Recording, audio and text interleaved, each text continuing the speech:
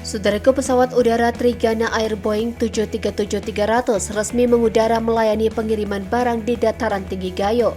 Maskapai berwarna putih biru tersebut diresmikan langsung oleh PJ Bupati Bener Meriah Dr. Andes Hailyoga MSI bertempat di Bandara Rembele Bener Meriah pada Kamis 16 Maret 2023. Amatan tribungayo.com, dalam peresmian pesawat tersebut nampak berhadir PJ Bupati Aceh Tengah yang diwakili Setdakap, pimpinan PT Trigana Air beserta rombongan dan Kepala Dinas Perhubungan Provinsi Aceh. Kemudian turut dihadiri Forkopimda dan Forkopimda Plus Bener Meriah dan Aceh Tengah serta beberapa tamu undangan lainnya.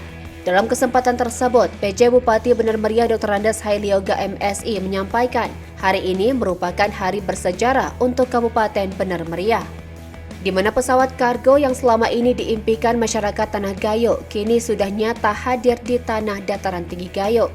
Dengan adanya pesawat kargo di Kabupaten Bener Meriah, Hailyoga berharap kepada masyarakat khususnya para petani untuk mengikuti pola tanam yang nantinya akan diatur oleh pihak penyuluhan. Hal tersebut bertujuan agar hasil alam di dataran tinggi Gayo khususnya Bener Meriah dan Aceh Tengah bisa disesuaikan dengan jumlah permintaan dan keberangkatan.